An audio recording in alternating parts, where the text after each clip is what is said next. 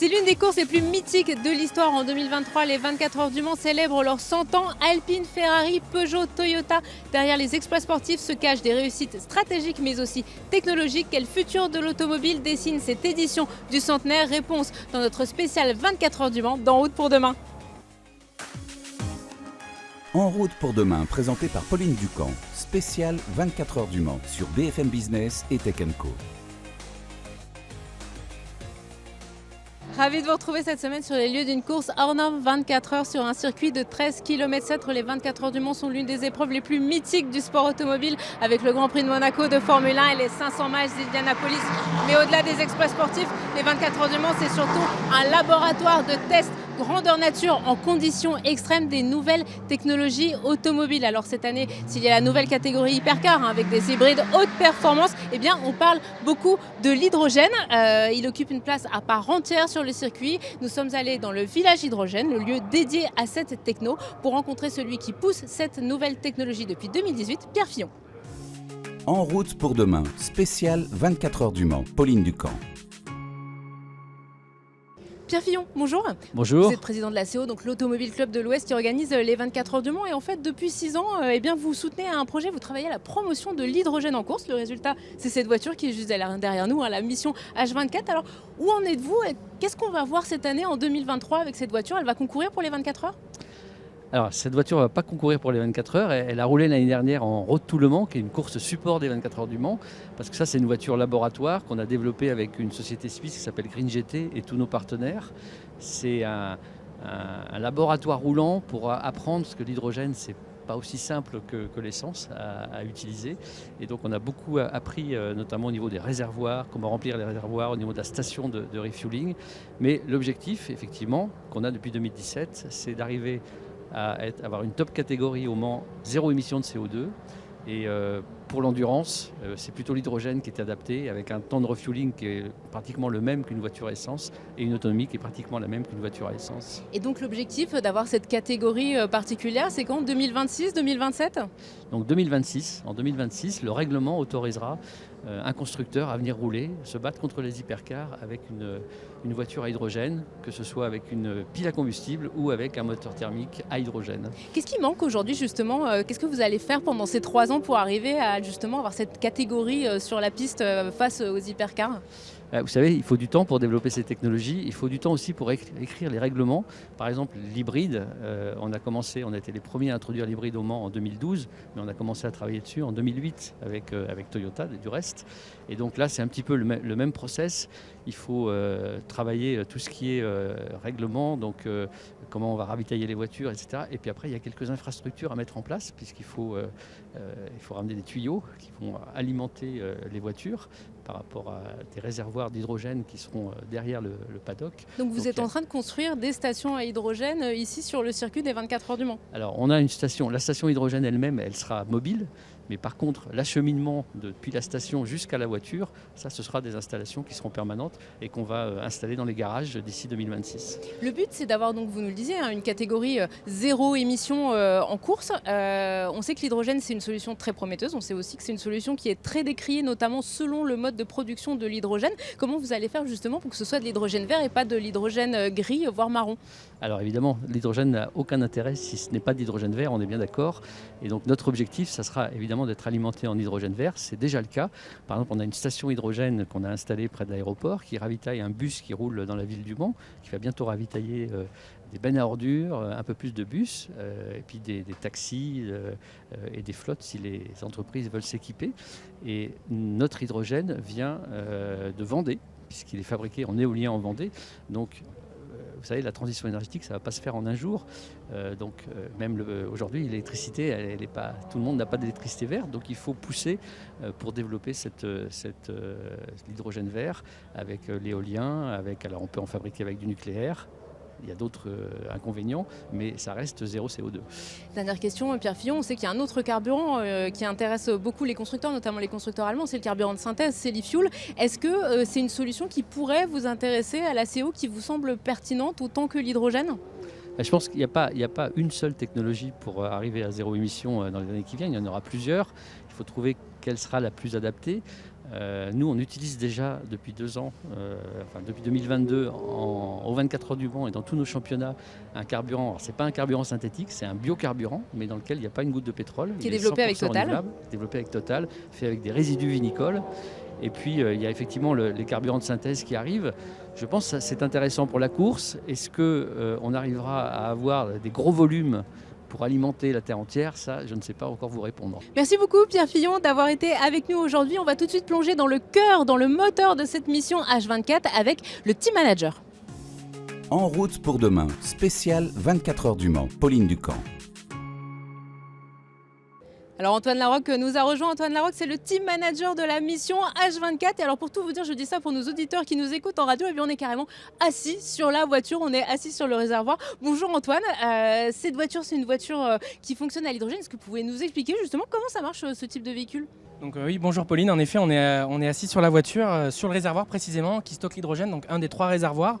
En fait, si vous voulez, donc nous c'est une pile à combustible qui fait fonctionner la voiture. Pas un moteur, hein, comme je le disais non, voilà, tout pas à un l'heure. moteur, exactement. Nous, c'est vraiment une création d'électricité en fait qui a lieu, de chaleur et d'eau. Donc nous, on rejette que de l'eau, donc c'est pour ça qu'on dit qu'elle est zéro émission. Et en fait, pour créer cette électricité, on va se servir donc de l'hydrogène qui est stocké dans le réservoir sur lequel on est assis, plus des 2 autres. Et on va extirper donc l'oxygène qui est contenu dans l'air via un compresseur. Donc là, on a l'entrée du compresseur juste ici. On va amener tout ça dans la pile. Il y a une réaction chimique qui va se produire et ça va produire l'électricité. Et c'est comme ça qu'on va propulser la voiture. Et donc cette voiture, elle peut atteindre les mêmes vitesses, les 300 km/h d'une voiture de course dans la ligne droite des Une-Auxerre. On est sur les mêmes performances? Alors, on est un peu en deçà des voitures qui sont aujourd'hui aux 24 heures du Mans. C'est quand même donc la voiture sur laquelle on est assis, c'est le premier prototype qui a été développé en 2018. Donc on est sur une génération assez ancienne comparée à notre prototype le plus évolué, qui est la H24, qui est exposée dans le village cette semaine. Et qui a fait les courses l'année dernière. L'année dernière, on a établi un record de vitesse avec cette voiture-là, donc la H24, pas celle sur laquelle on est assis, de 290 km/h. Oui, donc on est presque dans des performances équivalentes à peu de choses près encore. On n'en est pas loin. Une hypercar prend quand même beaucoup plus de 300 aujourd'hui dans la ligne droite de Une-Auxerre. Bon, pile à combustible, d'accord. Il y a des constructeurs qui, eux, envisagent le moteur thermique à hydrogène. C'est une technologie équivalente à cette moteur électrique pile à combustible ou... Alors, c'est un peu comme un moteur technique classique, sauf qu'on va venir brûler de l'hydrogène. Donc on aura toujours une certaine émission en fait à l'échappement. Donc on n'est pas 100% zéro émission, on émet beaucoup moins quand même qu'un moteur thermique classique. Après, l'architecture du véhicule va un peu être différente parce que nous, comme on est sur de l'électricité avec de la haute puissance, on a beaucoup de systèmes électriques qui nous permettent de faire avoir des étages différents de tension, ce genre de choses, ce qu'ils ne vont pas avoir sur une voiture thermique classique. Ça change beaucoup de choses d'avoir une voiture à hydrogène comme ça en termes de, je sais pas, quand il va falloir faire changer, que le pilote change, on change le pilote, que quand on change les roues, quand on fait le plein. Est-ce que c'est très différent des contraintes d'une voiture de course classique? Alors, changement de pilote, non, on n'a pas vraiment de contraintes supplémentaires. Par contre, pour le ravitaillement, oui, c'est un peu différent. On vient quand même faire un ravitaillement simple, un pistolet qu'on vient mettre juste derrière vous en fait. Le ravitaillement se fait assez rapidement.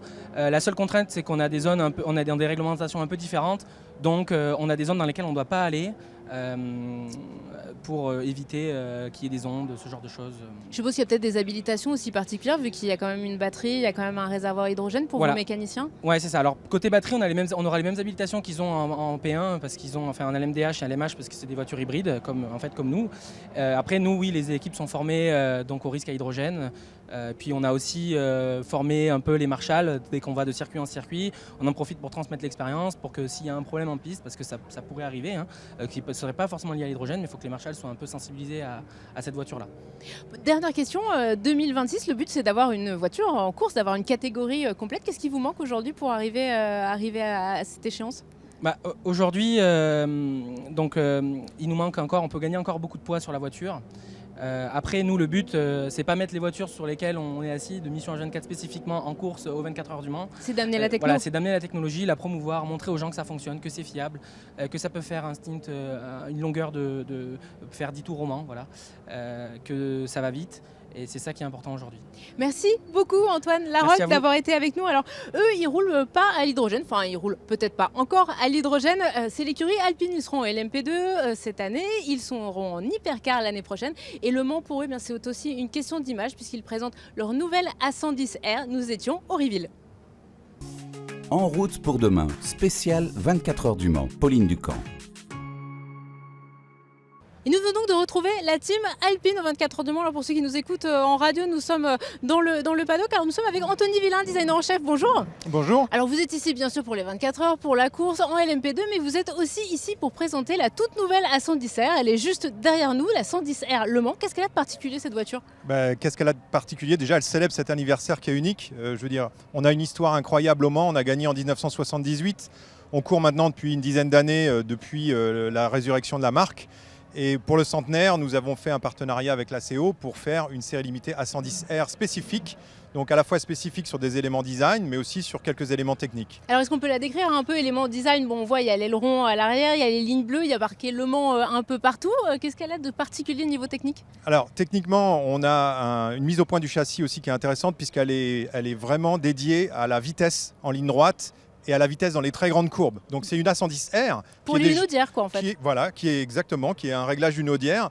La 110R a déjà une performance sur piste exceptionnelle, mais là, elle est vraiment adaptée au Mans. Et après, en design, il y a quelques petits détails. On a les roues qui sont en carbone, comme sur la 110R, mais là, elles sont toutes ajourées pour pouvoir augmenter l'efficience des freins. Et il y a aussi le petit aileron sur l'arrière de la lunette en carbone, qui est aussi un clin d'œil au véhicule qui court aux 24 heures du Mans. Bon, on est d'accord, c'est quand même une voiture qui est homologuée pour la route, même si elle va surtout faire de la piste. C'est une voiture homologuée pour la route qui est extrêmement performante sur la piste et extrêmement joueuse aussi sur la route. Pourquoi c'est important en termes d'image de présenter cette voiture sur le circuit du Mans, aux 24 heures du Mans, pour l'édition du centenaire? C'est une des plus grandes courses du monde. C'est une des rares courses internationales qui a encore lieu sur le sol français. C'est une course mythique. Je pense que tous les passionnés aiment Le Mans. C'est une course où Alpine a écrit aussi des pages de l'histoire. Donc c'est très naturel. On est à la maison ici et c'est très naturel de révéler cette voiture ici dans un contexte qui est juste magique pour ce centenaire. Au-delà du nom, des réglages, il y a des technologies que vous avez travaillées pendant vos 10 ans, votre décennie de course qui se retrouvent aujourd'hui sur cette A110 et puis peut-être demain sur les autres modèles qui vont arriver. Alors tous nos modèles sont inspirés de la course. On a une ADN de course. La marque est née pour la course depuis que Jean Rédélé a créé cette marque en 1955. Moi, je viens ici depuis 10 ans. Évidemment, on est complètement imprégné. On travaille avec les ingénieurs en Formule 1, en endurance. Et évidemment, on s'inspire et puis on transfère aussi des technologies de la compétition vers nos voitures de série. Justement, par rapport à la Formule 1, parce que vous êtes l'un des constructeurs, un peu comme Ferrari, qui est présent dans les deux disciplines, qu'est-ce que ça véhicule comme différence d'image entre Le Mans, l'endurance et puis la F1, un sport aussi mondial? Alors, il y a une image qui est forte, qui est assez différente, c'est des publics différents. Je pense que Le Mans est finalement un lien plus fort avec les véhicules qu'on peut avoir sur la route parce qu'il y a de l'endurance, il y a des technologies qu'on peut retrouver. La F1, c'est vraiment la performance ultime. Donc franchement, armé avec l'endurance d'un côté et la technologie ultime de l'autre, retrouver ça dans nos voitures, c'est ce qu'on peut proposer de mieux à des clients. Là, bon, cette année, vous courez en LMP2, vous présentez aussi l'hypercar, celle qui sera dans la catégorie Rennes l'année prochaine. Qu'est-ce que ça va vous permettre justement, cette hypercar, pour développer des voitures de série? Alors, l'hypercar, déjà, c'est une catégorie, on a couru l'année dernière, mais là, on a créé notre voiture. Et ça aussi, ça fait partie des rêves. En tant que designer, moi, je rêvais de ça depuis que je suis tout petit, donc c'est une opportunité unique. Encore une fois, on va rentrer dans une nouvelle ère de l'endurance, dans lequel on doit être présent. Je pense que les liens vont être de plus en plus forts entre la compétition et les véhicules de série. Donc, rentrer dans cette catégorie parmi les plus grands constructeurs du monde, c'est aussi une preuve de notre ambition en tant que marque. Bon, et puis alors, on l'a vu un petit peu plus tôt dans notre tour ici aux 24 heures, il y a l'hydrogène, il y a le concept Alpenglow qui était présenté et qui est présenté tout le week-end pour les gens qui veulent l'avoir. L'hydrogène, ça s'inscrit comment dans la stratégie d'Alpine et puis surtout est-ce que demain, peut-être on roulera avec des voitures à hydrogène en Alpine? En effet, c'est l'ambition, hein, c'est une technologie zéro émission. Donc c'est extrêmement intéressant. Par contre, pour la compétition, là où c'est intéressant, c'est qu'on a toujours le bruit, par exemple, qu'on n'a pas sur les véhicules électriques. Et puis on a aussi la performance qui est répétable pendant 24 heures. Donc l'hydrogène, en tant que, je dirais, technologie zéro émission pour la compétition, on pense que ça a du sens. Donc on investit dedans. Donc hydrogène pile à combustible? Non, hydrogène moteur à combustion, c'est c'est vrai, il faut le préciser, en effet, pour avoir le son. Et donc c'est une technologie qui fait du sens par rapport à la compétition. C'est pour ça qu'on a exposé ici l'Alpenglow. Et oui, ça pourrait être une technologie qu'on pourrait voir sur la route demain. C'est aussi le but de la compétition, c'est d'explorer des nouvelles technologies pour le futur. C'est plus simple de faire ça en endurance qu'en Formule 1? Alors, c'est peut-être plus simple, ça a peut-être aussi plus de sens parce que la performance, encore une fois, pendant 24 heures, elle doit être répétable, elle doit être soutenue, donc c'est peut-être une technologie qui est plus appropriée. Voilà, donc, mais après, c'est ouvert, je pense qu'on va explorer toute cette technologie au sens large. Anthony Villain, merci beaucoup. Bonne édition du centenaire des 24 heures du Mans. S'il y a une autre marque mythique qui a écrit son histoire avec les 24 heures, c'est Ferrari. 9 victoires entre 49 et 1965. On part tout de suite chez la marque au cheval cabré pour parler passion automobile avec un de leurs pilotes. En route pour demain, spécial 24 heures du Mans, Pauline Ducamp. Ferrari revient cette année au Mans dans la catégorie Hypercar, la catégorie Rennes, et c'est une première depuis 50 ans. Et dans cette spéciale 24 heures d'en route, eh bien, nous sommes dans l'hospitalité Ferrari où sont reçus les officiels, les invités, et nous retrouvons l'un des pilotes de la toute nouvelle 499P. Hi Nelson. Bonjour Nelson, dites-nous donc comment vous vous sentez depuis la semaine dernière, depuis le début de cette semaine de course au Mans. C'est fantastique d'être de retour dans la catégorie Rennes 50 ans plus tard. C'est vraiment énorme. Les fans sont très excités et nous le sommes aussi. Ferrari fait donc son retour dans une toute nouvelle catégorie, celle des hypercars. Expliquez-nous, qu'est-ce que ça fait de conduire une hypercar? C'est fantastique. Je pense que nous avons la plus belle voiture de la grille. C'est à cause du rouge Ferrari, ça. Absolument. La voiture est très rapide et tout le monde est très excité avec la course. Tout le monde est vraiment très excité d'être de retour au Mans.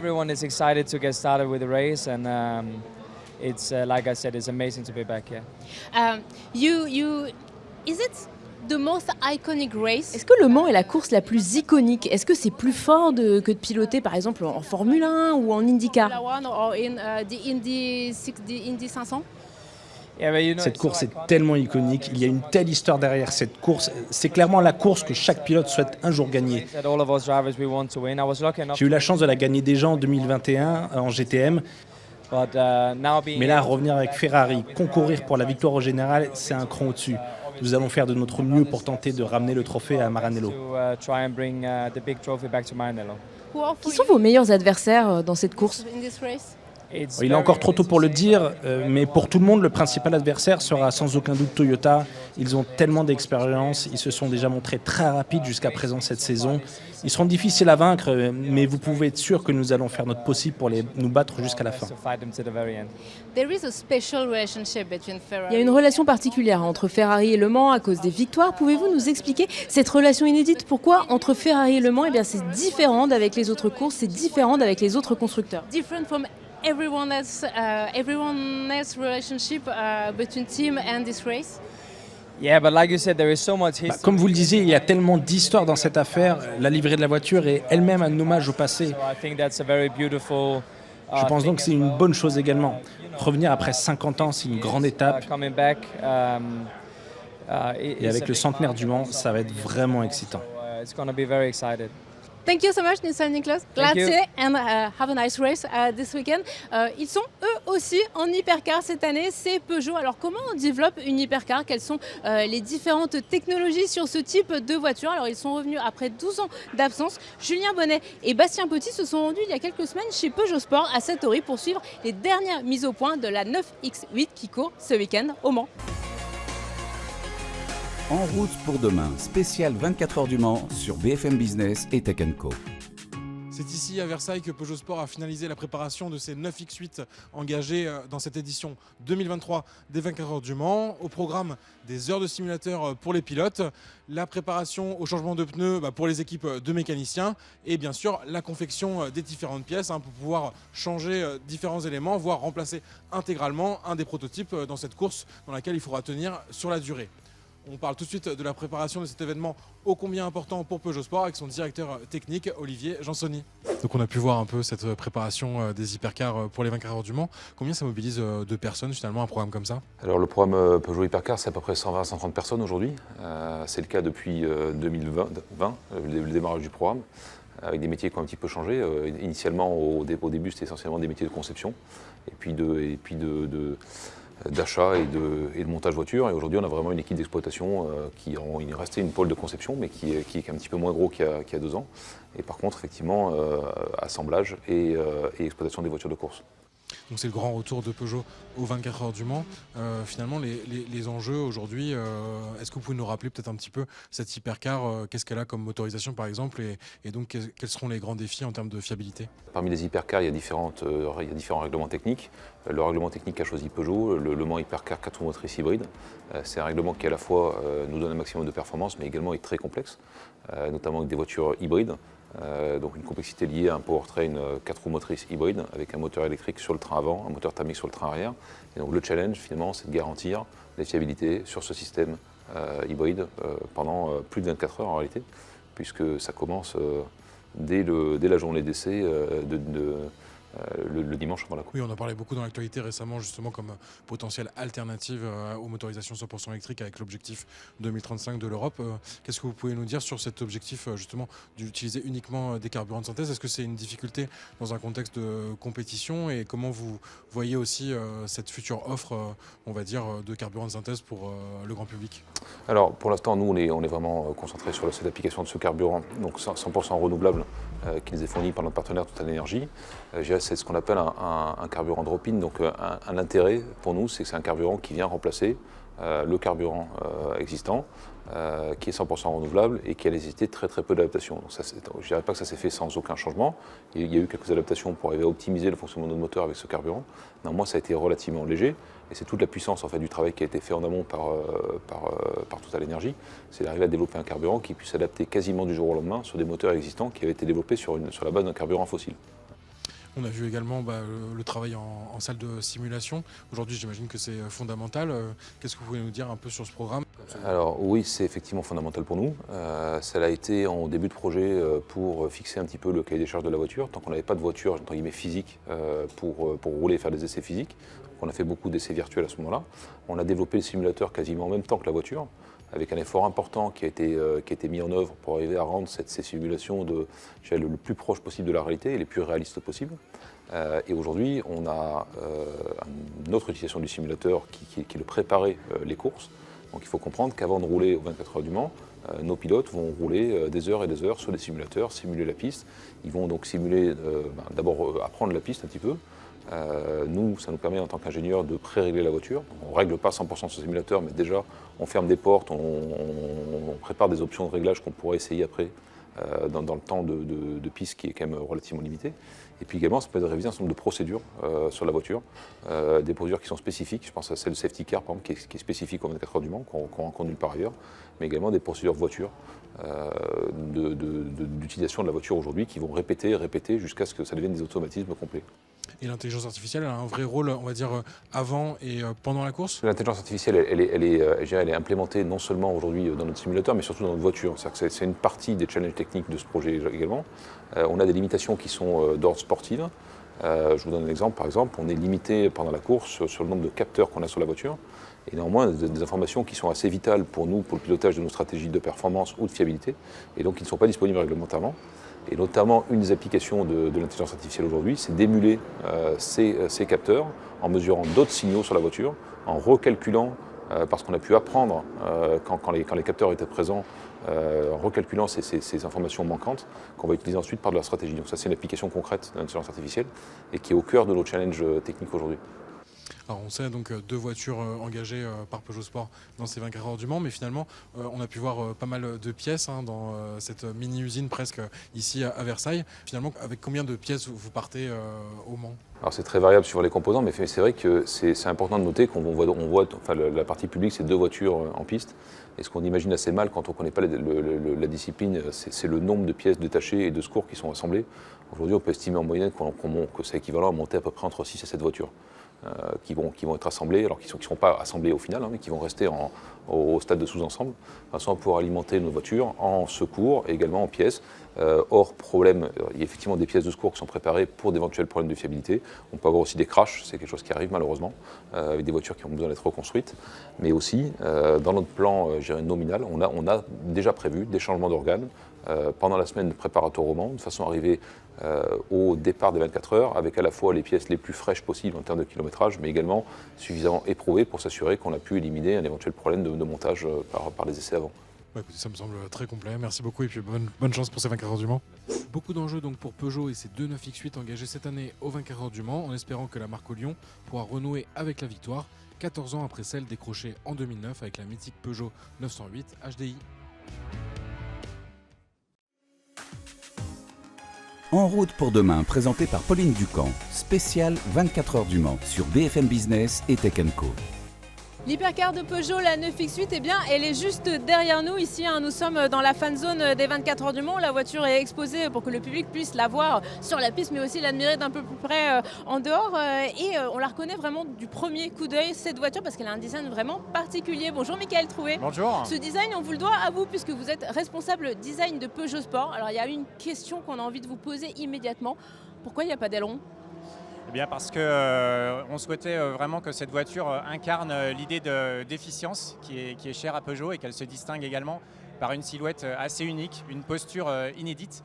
Et on a la chance que le nouveau règlement des 24 heures du Mans et du WEC laisse une possibilité au design de marque de s'exprimer dans la silhouette de la voiture et aussi dans des signatures plus localisées qu'on a aussi essayé d'apporter. Mais alors justement, vous me parlez d'efficience, d'avoir de l'appui avec un aileron, c'est pas justement censé permettre à la voiture d'être plus efficace, notamment dans les lignes droites ? Il y a plusieurs manières d'avoir de l'appui, de gérer la traînée et l'appui sur une voiture. On peut le faire par l'aileron, on peut aussi le faire d'autres manières, sous la voiture par exemple. Donc encore une fois, on profite des libertés offertes par ce règlement pour choisir. Le règlement, au lieu d'imposer des solutions techniques, donne plutôt une cible de performance à atteindre. Et on atteint cette cible de performance d'une manière inédite, sans aileron. Justement, vous nous parlez de liberté dans le design. C'est quoi le cahier des charges pour dessiner une hypercar ? C'est une voiture qui soit identifiable, une voiture qui soit unique, qui se distingue de ce qu'on verra par ailleurs, et surtout une voiture qui soit très porteuse d'une identité, de code de marque, d'un ADN de marque Peugeot pour nous. Donc à la fois dans la posture de la voiture, dans sa silhouette, dans son attitude quand elle est sur la piste, et puis également encore une fois par des codes de marque plus localisés comme les signatures lumineuses, ces griffes très identitaires, ou le blason qui est fièrement posé sur la face avant de la voiture et qu'on voit de très loin. On voit ce côté, moi ça m'a beaucoup surpris ici au Mans, dans cette nouvelle catégorie hypercar, c'est ce côté, ce design très particulier, on reconnaît vraiment chaque voiture. C'est une nouvelle volonté de quoi ? De justement peut-être plus incarner les marques, de finalement voir qu'on voit plus la marque sur la voiture que juste la performance ? Oui, bien sûr, c'est très important que les voitures soient très reconnaissables d'une marque à l'autre, pour que le public puisse facilement s'identifier. C'est important aussi de cultiver le lien qu'on a en termes d'identité entre les voitures de course et les voitures de production. Cette voiture, qui est une voiture hybride, partage le même type de technologie que nos 508 Peugeot Sport Engineered. Donc il y a un vrai lien technique, il y a une vraie filiation, et c'est important que cette filiation elle soit aussi visible, reconnaissable depuis le bord de la piste pour le public. Alors ce côté, le 24 heures du Mans, laboratoire des nouvelles technologies, on le voit, c'est l'historique de la course, c'est pour ça qu'elle a été créée. Est-ce qu'il y a aussi une filiation design ? Est-ce qu'il y a peut-être des éléments de dessin de cette voiture où vous dites, tiens, demain sur une voiture électrique de série, ça peut nous servir de réutiliser ce coup de crayon, de réutiliser cette forme de pièce ?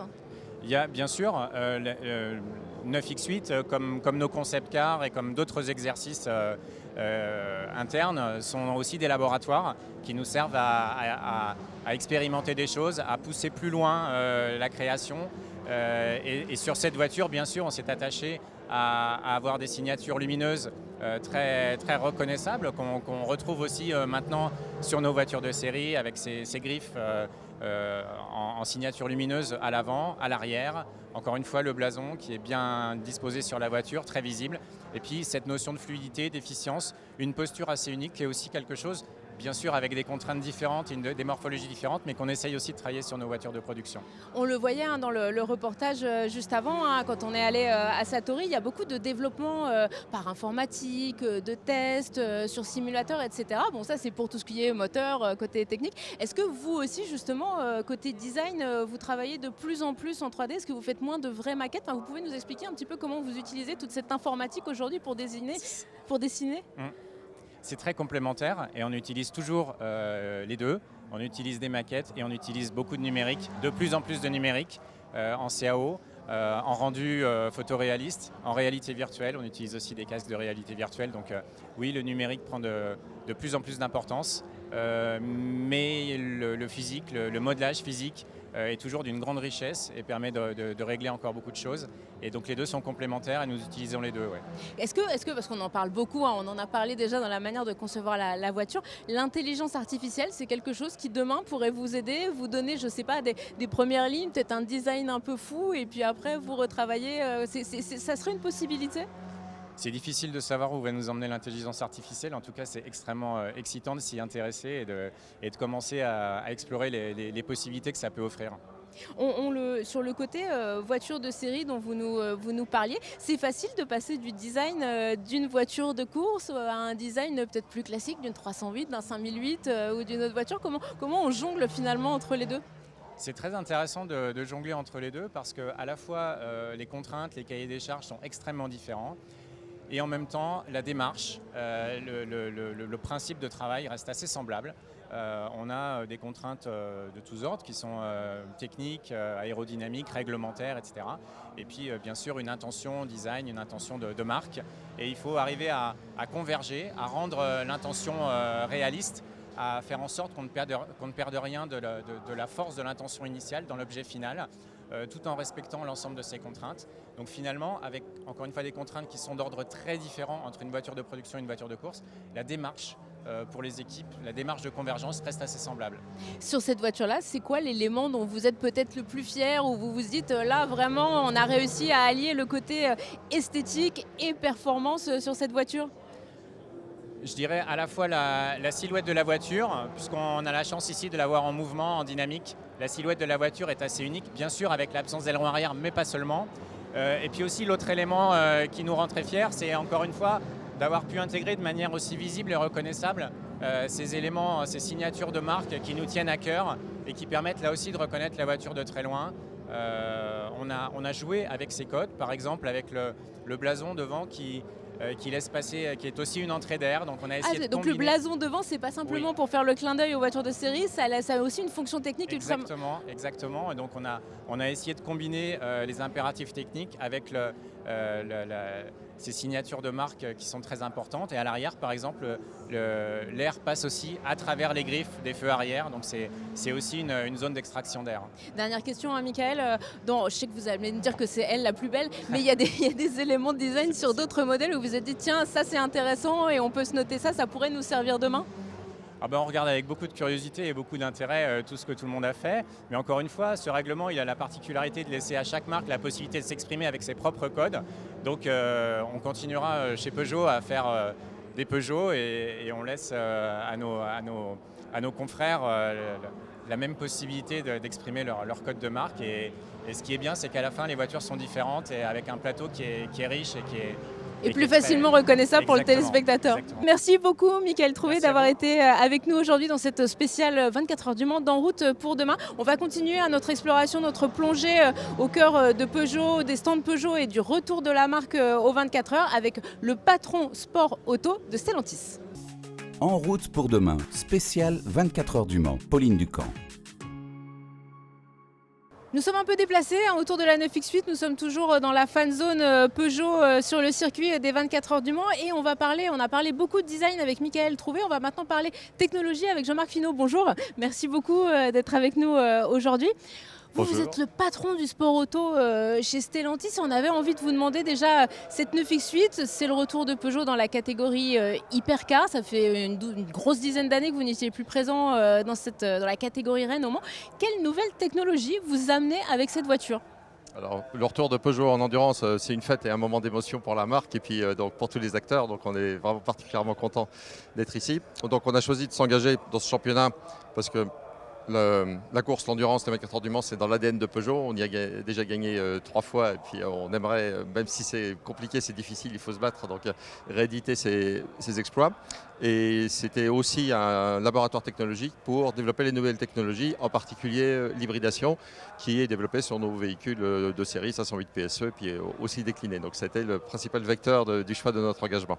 Donc hybride, une techno qui est sur cette voiture et qu'on retrouve sur les voitures de série. Vous avez un ou deux autres exemples concrets de technologies technologies que vous éprouvez sur la piste ici pendant 24 heures et qui demain pourront arriver sur la gamme Peugeot. Oui, absolument. Alors même au-delà des technologies, on a aussi un sujet de compétences. C'est-à-dire que les compétences qui sont développées pour cette voiture, que ce soit purement en termes techniques ou en termes de savoir-faire, de savoir-être, par exemple pour des délais très courts, pour des prises de décision très rapides, sont aussi des compétences qu'on fait tourner, qui travaillent au motorsport et qui retournent également à la série. Donc sur des points technologiques précis, en partenariat avec Total Energy, on développe une batterie spécifique pour cette voiture qui a des très fortes capacités de récupération d'énergie et de release de cette énergie. Donc c'est vraiment de la technologie au meilleur niveau mondial et c'est les premières batteries qui sortent du partenariat entre Total Energy et le groupe Stellantis sur ces batteries. Donc on a parlé des usines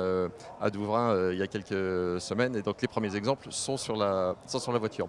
On a aussi d'autres partenariats avec Cap Gemini, donc avec l'équipe Peugeot Sport, sur la gestion des données et l'intelligence artificielle. Comment vous utilisez justement l'intelligence artificielle? Parce qu'on en a un petit peu parlé quand on est allé chez vous à Satori, on a vu le reportage il y a quelques minutes. Comment vous utilisez l'intelligence artificielle? On a des cas très, très concrets.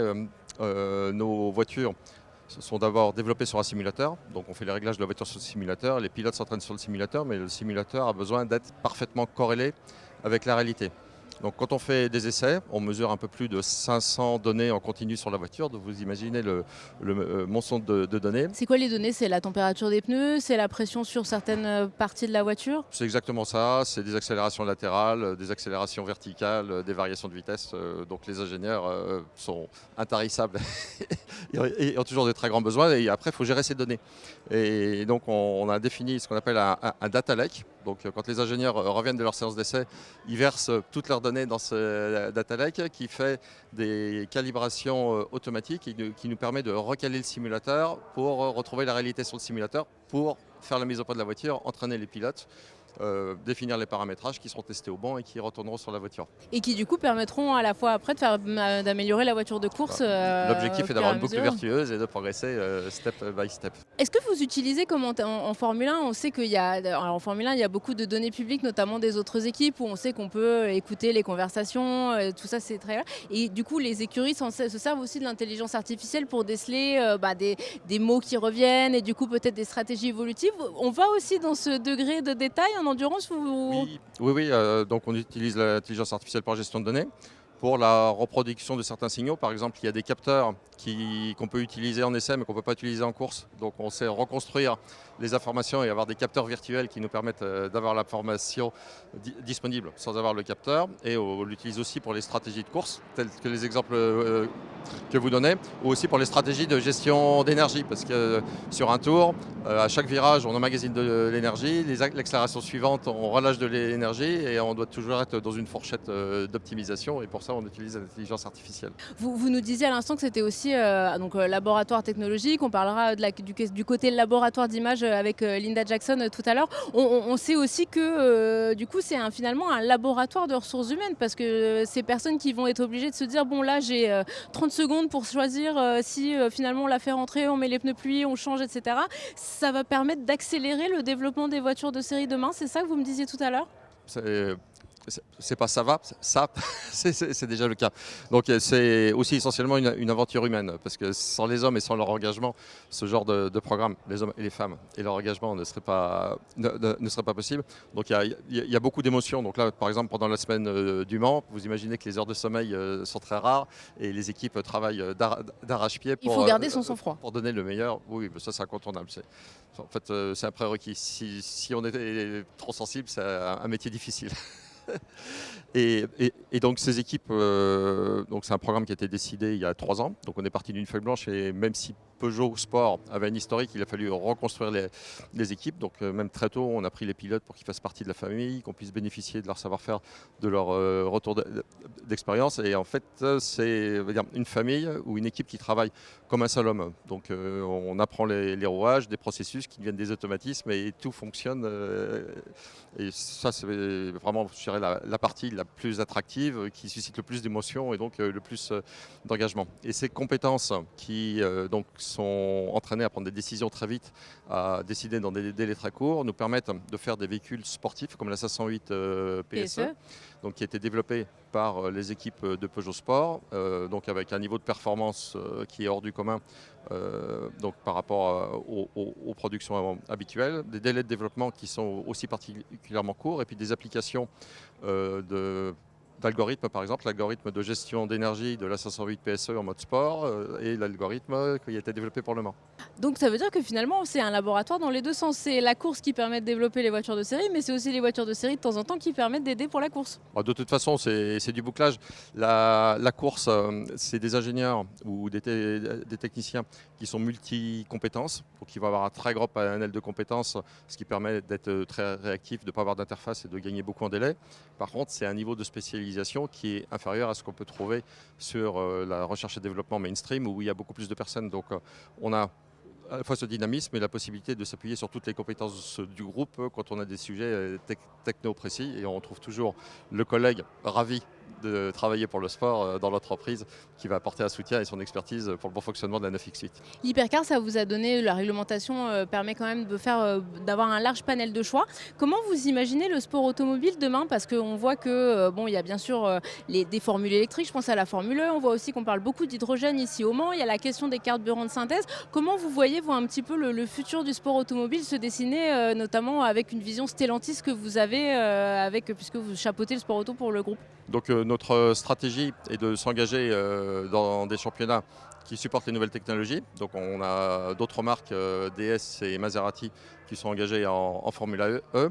Là, on supporte l'hybridation, mais toutes les technologies qu'on développe sur un véhicule hybride sont applicables aussi sur un véhicule électrique. On a associé aussi, pour avoir vraiment toutes les cordes à notre arc, puisque Stellantis étant un groupe mondial, il faut être adapté pour les pays, on va dire, fortement électrifiés, mais aussi adapté pour les pays moins électrifiés. Donc sur les hypercars, on travaille avec un carburant renouvelable qui permet de réduire les émissions CO2 du puits à la roue de 66%, ce qui est quand même très conséquent. À savoir que sur un événement comme les 24 heures du Mans, moins de 2% des émissions sont dues aux voitures et aux pneumatiques. Oui, c'est le circuit, les camions, etc. Donc c'est un événement sportif, par exemple les 24 heures du Mans émettent 10 fois moins de CO2 que le Tour de France vélo et 100 fois moins que la Coupe du Monde de football. Et par contre, ils permettent de développer des technologies qui vont assurer la liberté et la mobilité de demain, donc par exemple ce qu'on fait sur l'hybridation ou ce qu'on fait sur les carburants renouvelables. Écoutez Jean-Marc Finot, merci beaucoup d'avoir été avec nous. Bon, on l'a vu, un laboratoire technologique. On va maintenant parler, je vous le disais à l'instant, du côté laboratoire images et communication que peuvent être les 24 heures du Mans avec Linda Jackson. En route pour demain, spécial 24 heures du Mans, Pauline Ducamp.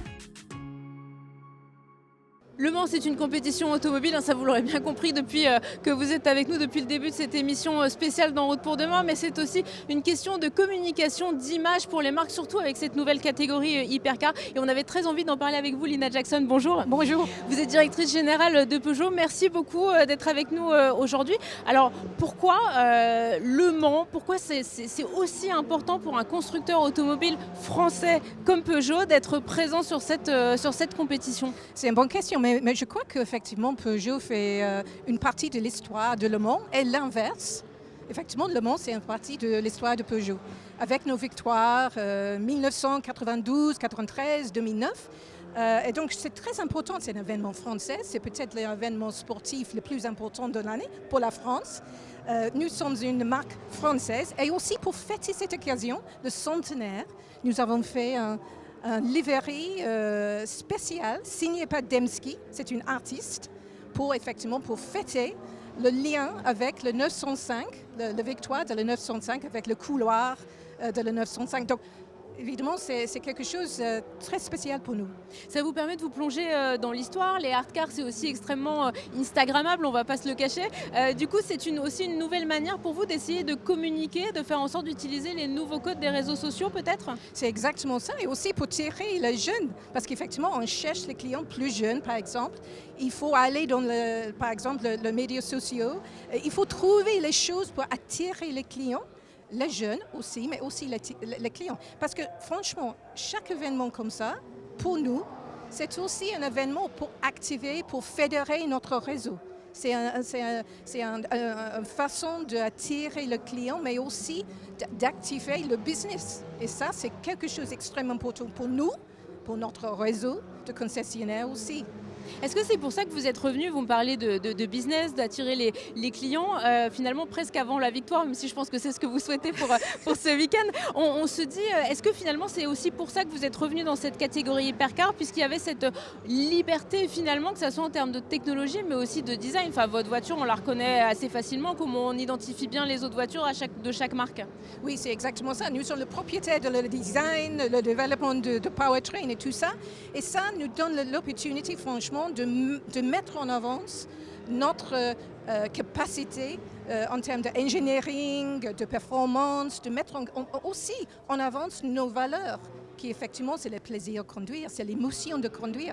Et donc ça c'est très important pour Peugeot aussi. Et c'est pourquoi aussi, évidemment, on montre les voitures aujourd'hui.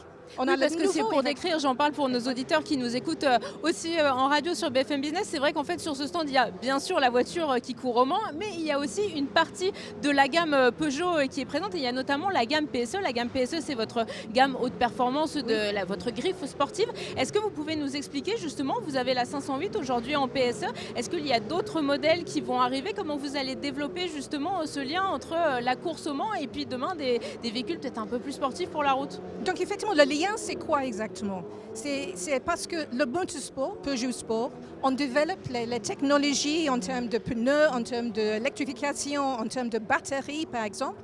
On développe toutes les technologies pour mettre effectivement dans nos voitures, par exemple, le 508 PSE.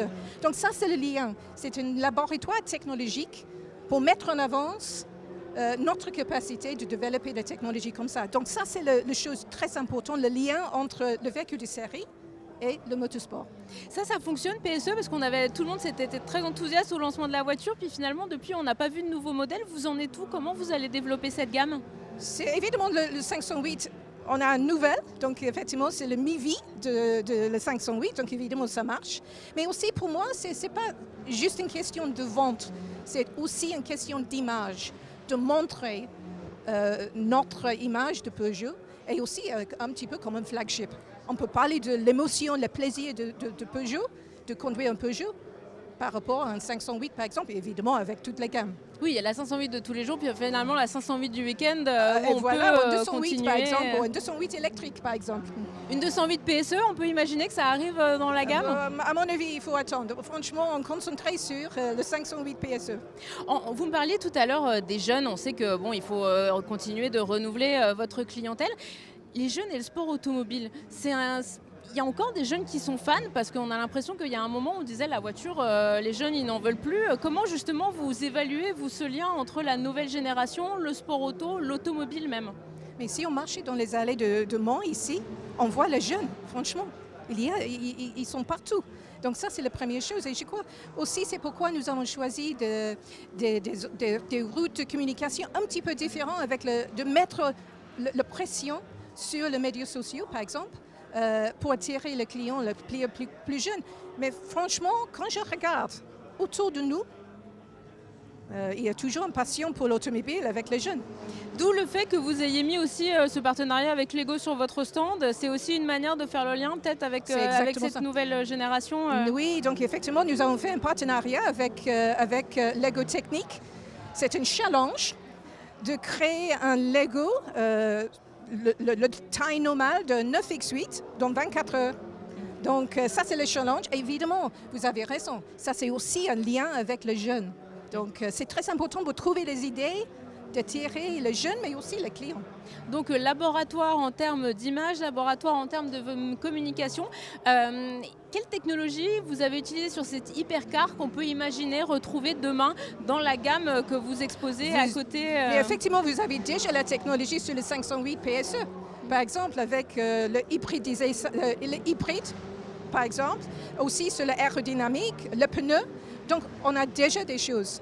Comment vous voyez l'avenir du sport auto? Parce qu'on a l'impression qu'on est un peu à la croisée des chemins. Bon, celle la 9X8, elle est hybride. On sait qu'il y a tout un travail qui est mené, une certaine réflexion sur l'hydrogène. On sait qu'il y a certains de vos concurrents aussi qui réfléchissent au carburant de synthèse. Est-ce que vous pouvez nous donner un peu la vision de Peugeot de ce que pourrait être, par exemple, le sport auto, les 24 heures du Mans en 2030?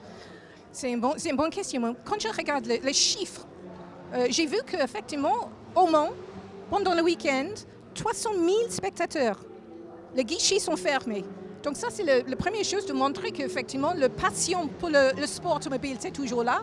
Et à mon avis, ça montre aussi que la passion pour l'auto est toujours là. Donc, évidemment, on a fait un choix. En 2030, pour Peugeot, c'est 100% électrique. 100% électrique pour nos ventes.